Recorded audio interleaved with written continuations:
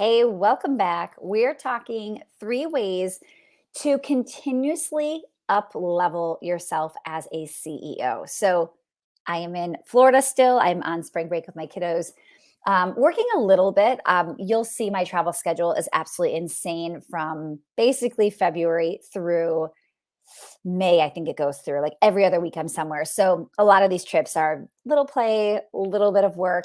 But part of me traveling a lot is because I enjoy it. And I also, when I get out of my office, out of like my day to day routine, I just see things differently, right? And I can step back and really brainstorm, even just driving here. Oh my goodness, we were supposed to be catching a flight Friday right after the kids got out of school. We were going to pick them up like 30 minutes early. And it started that morning of like delays. And then all of a sudden it was canceled. And it was canceled because there was really bad weather, I think in the Kentucky, Tennessee area. And you know me, I'm not going to just say no to our vacation. We could have flown out on Monday. And I'm like, I don't want to wait a whole weekend when we're supposed to be there. And we had plans, we were house hunting, all the things. So I just said, let's drive.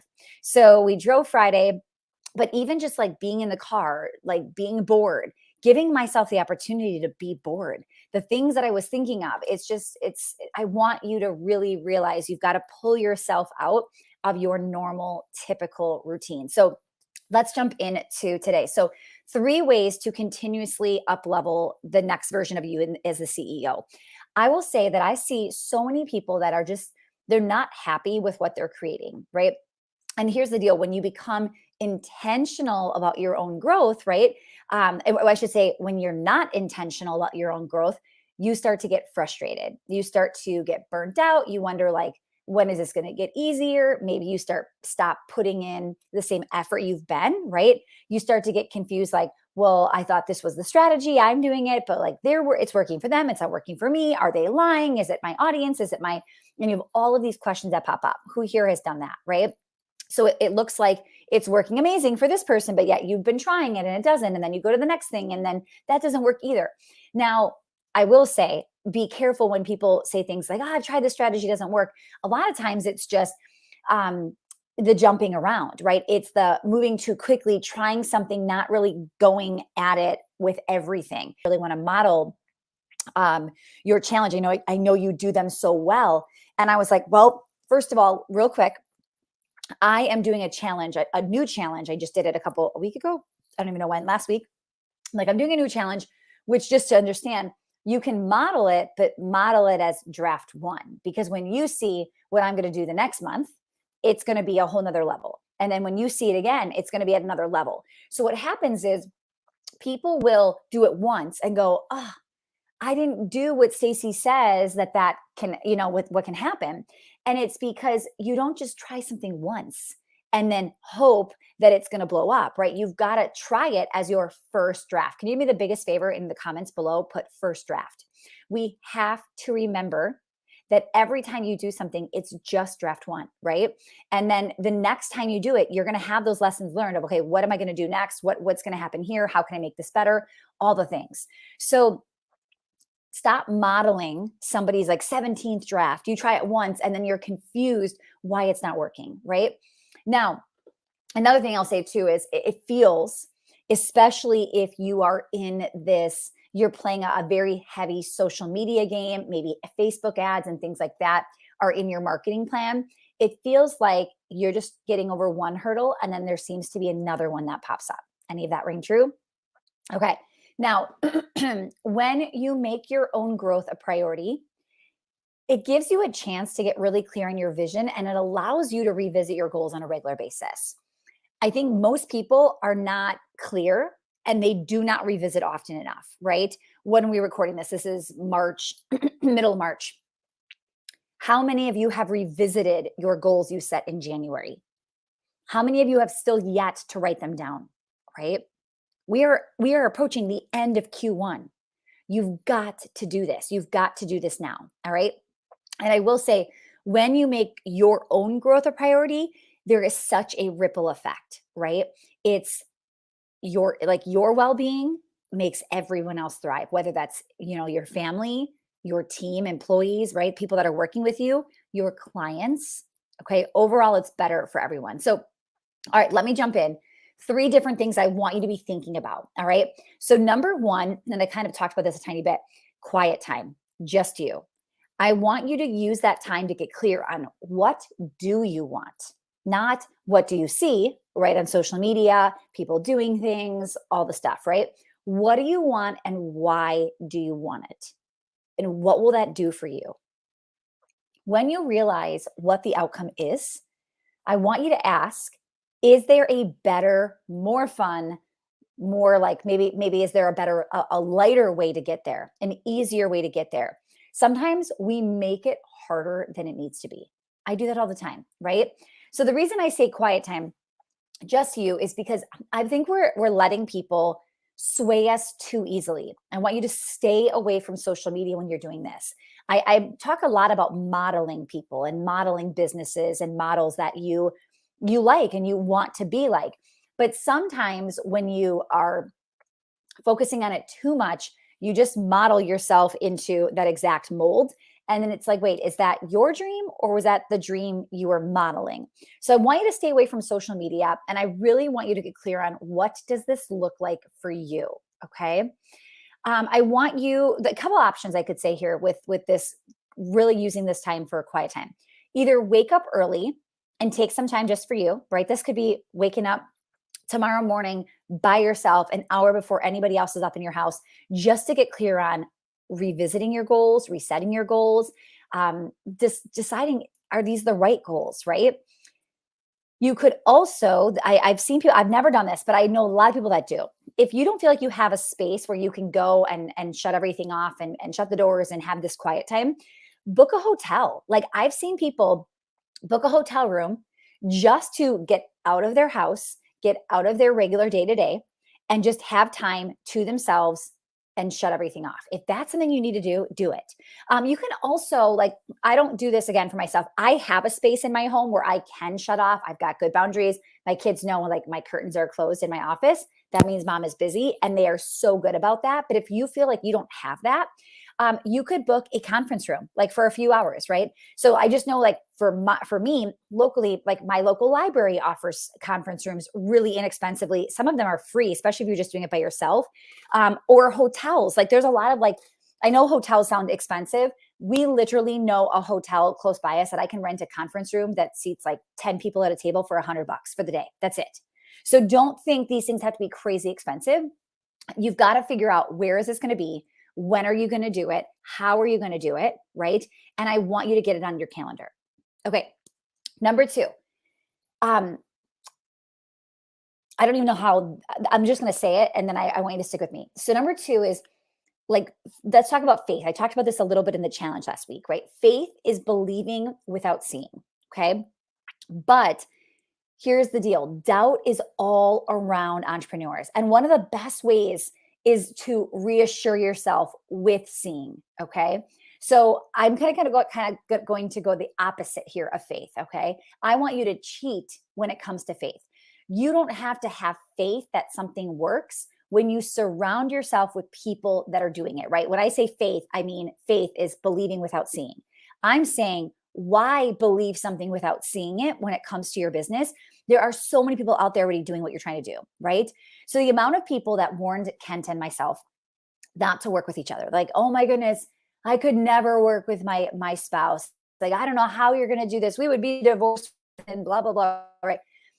I was never concerned, like not even a little bit concerned. And here's why. My parents work together. My grandparents work together. Most of my friends in my masterminds, their spouses working together. So for me, I didn't have to have faith that it would work because I was seeing it all the time. I grew up seeing it, right?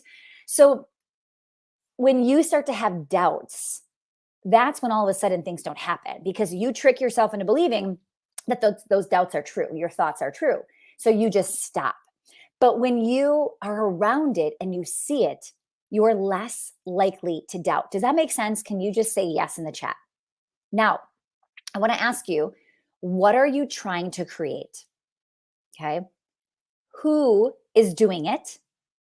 And where are those people hanging out? I'm going to say that again. What are you trying to create? Who's already doing it?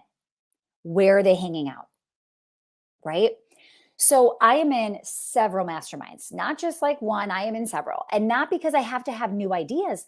I've got plenty of ideas. I could give you ideas every single day, but I just need to be around people doing big things because the more I see them doing it, the more I believe I can do it too. Right? I think doing entrepreneurship alone is foolish. It's risky. It's really, really risky because at some point, if, like I said, you have that little piece of doubt, and man, a little piece of doubt can turn into a massive piece of doubt, right? So if you stop believing that this goal is possible, your chance of actually increasing it significantly drops, right? So you've got to figure out, what are you trying to do? Who is doing it? And how do I get in that room? Because the second you get in that room and you see them doing what you want to do, your level of actually making that happen will continue to rise every single time. When I see my friends do stuff, I get excited because, and not jealous, but I get excited because I'm thinking, okay, I'm that much closer to this happening, right? This just happened last week, and I'll share this, but we were at a mastermind, and I was talking to somebody, and this guy was trying to convince me that I need a private jet. I'm not getting a private jet, but at least not right now. But when he was talking, he was like saying all these things, and he's got a jet, and he's like, I told this person about it, and they're getting it, and they're whatever. Right. So here's my point. I don't care about owning a private jet, but I've always been like, I want to ride in one. Like, that would be really cool, right? I would love to like just go in one and just see what that's like. And I will tell you, when I said this like years ago, I didn't know anybody that had been in one before. And now I will tell you, the more I can't tell you how many people I know that have been in one. Now this guy owns one, like, right? The more that I see my friends doing things, the more that I'm like, oh, that'll be me one day, right? Like it's just, even if I want it or don't want it, it's like, it's a matter of time, right? Because who you hang around is who you become, right? So be very careful who you're hanging around. Okay. Okay, next. This will still be part of my number 2. So if you didn't catch the podcast I did with Rachel Rogers a few months back, she's the author of We Should All Be Millionaires. I love, love, love how she talked about this, and it was very different. I just said, I'm not jealous, but she actually said, like, be jealous, like let your jealousy raise your awareness of what you need and want, right? So instead of feeling jealous of what somebody else has, right, and you don't, shift your perspective into admiration versus jealousy. So what do you admire most about people, right? So right now, you might be watching me on spring break with my kids, right? And you might be thinking like, oh, I wish I could go on spring break, or I wish I could do this. We literally bought a house while we were here. Maybe you wish you could be doing that. There are 2 options you have. You can be jealous and you can be mad, or you can say, if she can do it, so can I, right? Now, a few years ago, this would not have been our reality, right? So maybe it's not your reality right this second, or maybe it is, and then go for it, right? If it's what you want, not what I want, but if it's what you want. But if I would have let that jealousy spiral into, oh, I wish I had that. Why do they have that, right? I probably wouldn't be here right now. But because instead of jealousy, I'm always looking at the possibility, right? So I want you to lean into that possibility. All right, number 3. I'm way longer than I thought. I was trying to make these short. Number 3, stay consistent. This is so, so crucial. The opportunity cost of switching is more than you could ever realize, right? And I'm talking about switching everything, switching people on your team, right? The wrong hire you have to replace, switching software. I'm always so hesitant to give out software. What do you, Stacy, what do you use? What are you using for this? Because all people do is they just jump over and they switch. And here's the problem is they'll switch to my software as fast as they'll switch to somebody else's, right? So they'll start using mine. They're like, oh, this isn't working that well, maybe because they don't understand how we use it and the systems we use and all the things. So then all of a sudden they're like, oh, Mandy, what are you using? Right. And then it's like, and now they jump over here. Samantha, what do you have? And then and every time you switch, you slow yourself down. Write that down. Switching is slowing you down. Okay. So switching your goals, switching your bestseller. Last year, our bestseller was Foot Traffic Formula. This year, I switched it. I said it's going to be well-oiled operations. Now, did that slow me down? Absolutely. Absolutely. 100%. However, I evaluated the opportunity cost of switching and said, I still want to do it. When I'm talking about don't just go switching your bestseller, is if you're not evaluating the opportunity cost, that can be dangerous. I knew I was going to temporarily dip in my growth, right? If I wanted to just go way faster, make just if it was all about the money, I would have stayed with foot traffic formula because I already know how to sell it. I know it works. People get great results, right? I could have cranked that thing out even more faster. But to me, it's not just about the money, right? I wanted to be in alignment with what I wanted to teach and who I wanted to help and how I wanted to help them. So I decided to slow myself down. But what's the fastest way for success? For me to stay consistent here. So if I decided I'm having another midlife crisis and I'm changing up my offer, and I am going to continue to hurt myself, right? Foot traffic formula, I'm not trying, I don't remember how old it is. I want to say, I'm doing math. I don't know, 14, 15, 16 months, something around there. It's close to $1 million product. Okay. We've sold almost $1 million in that one specific product. I don't want you thinking, well, Stacy switched too. If you keep jumping back and forth with your offers, you're going to have problems, right? Not that you're going to have problems, you're just slowing yourself down, which could cause you problems, right? So don't switch up your bestseller unless you've done what I've done and you're like, no, I wasn't in alignment before and I want to be truly in alignment, right? Be careful you're not switching who you serve too often, right? And the list goes on and on and on and on. Okay. The biggest thing, the big thing that I want you to take away is stop jumping from one thing to another, no matter what it is. Okay. How can you make what you already have work better for you? Think how much easier that would just be. How can you make what you have work better for you? All right, I'm going to give you some. So I'm doing these lives. I'm going to come in here once a week when I'm on out of town and I'm not able, like if I'm at a conference, like this is just like play, right? If I'm at a conference and I can't jump in, I'm going to come in here with like a bite-sized little video for you. So expect to see me in here every single Thursday in the foot traffic operations group. I'm going to give you a little bit of action items every single week, just a little golden nugget for you to start really, really moving forward. Okay. So homework for this week. I want you to block off an hour on your calendar. I don't care where, but it needs to be in the next 2 weeks. Don't tell me you're busy. Don't tell me you're on vacation. You can figure this out. The next 2 weeks, figure out an hour. Vacation is probably the best time to block it off, right? Block off an hour. During that hour, I want you to rewatch this short video. This is not that long. Rewatch it. I want you to stop and pause this video when you get to a part where it says to do something. And you're going to write it out and you're going to figure out what you need to do. When you get to consistency, you're going to figure out where have I been inconsistent, okay? I want you to think about who is the person I admire? What are they doing? What room are they in? How do I get in there? I want you to start brainstorming all of these things, all right? So as always, if you need help getting more consistency in your business, you know where to find us. DM us. Let me know. DM me here on Facebook. We are happy to help here at Foot Traffic.